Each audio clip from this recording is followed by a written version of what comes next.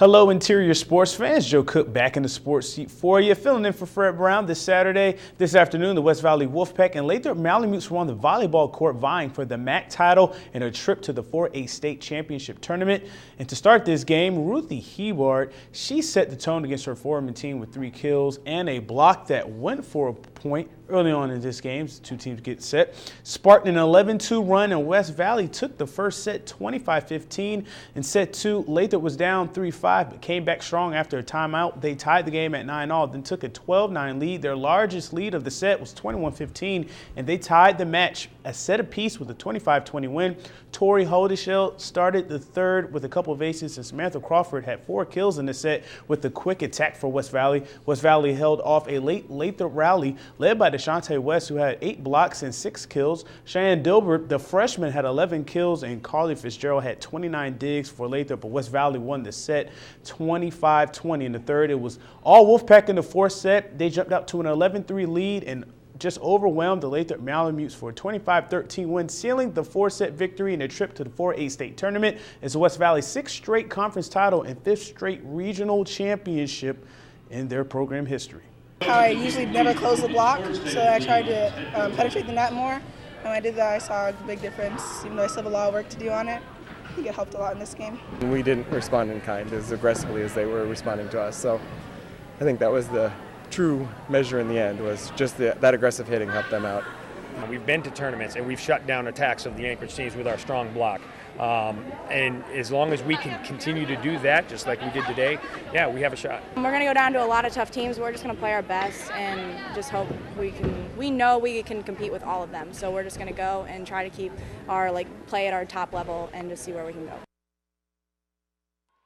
In high school, in the Aurora Conference Final, the Monroe Rams faced the Hutchinson Hawks for the conference crown. Monroe came through the winners bracket and Hutch won the losers bracket. They had to win twice to make the finals, beating Allison and avenging first-round loss to Valdez. Now both teams will go to state. The top 2 in the Aurora will advance for the 3A state tournament. Caroline Everett was getting some kills for Hutch early on, but the Rams took control in the first behind the play of Marissa King and Andy Clark. And King made a split dig kill type of play as the Rams won the first set 25-14, maybe a I-5 nominee there. The final score wasn't reported by airtime, but we'll have that on Monday, or you can catch a story on webcenter11.com tonight. Last night, the Fairbanks Ice Dogs set the tone in this home series against rival Kenai. They did it on the defensive end, and the offense followed suit. 13 minutes into the first period, Taylor Munson put the Ice Dogs up a goal on the rebound off of Victor Lilligren's miss. And just 23 seconds later, Kenai ties it on a Jake Bushy score after a Zach Zulcan's pass, 1-1 game. Then Doogie Lagroon put it in net from deep to untie the game. 5:29 mark as 3 goals were scored in a minute 30. Brett Gervais put the Ice Dogs up 3-1 as he popped Zach Quinn's water bottle in the second period. Then Kevin Aldridge and the Ice Dogs defense closed this out. If anything got through that defense, Aldridge was there making 23 saves on 24 shots as the Ice Dogs win 3-1 and gain a 3-0 lead in the Era Cup Series. You know, we just worked hard as a decor, and our forwards really back-checked really well and covered the guys in front of the net when we left to the corners. So this is a good, solid work by everyone. That's what our game plan was going into tonight, just outwork them in every aspect of the game, work as hard as we can, and, you know, the goals will come, our opportunities will come, and win the game.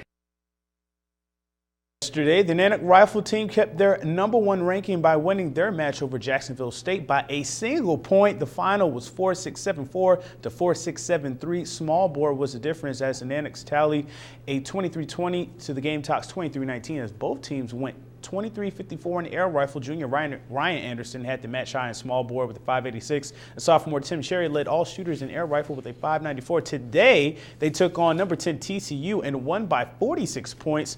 Not as close as that first one, 46-92 to 46-46. We'll have more details for that next week. And the Nanook women's basketball team started their 2013-2014 season with a win last night against the Mustangs of Western New Mexico. The Nanooks were ahead 43-35 at halftime, powered by freshman Jordan Wilson's performance, who had a heck of a debut, 27 points and 12 boards, first career double-double in her first career game for the Nanooks. UAF shot a nice 60% for the game while holding the Mustangs to half that. They were also plus 12 in the paint and in second chance points. Retanya Newsom had 19 points to lead the Mustangs. Wilson was the only double-figure scorer for the Nanooks, but they had 6 players score at least 6 points in their 87-72 victory, the first season opening win in 4 years for UAF.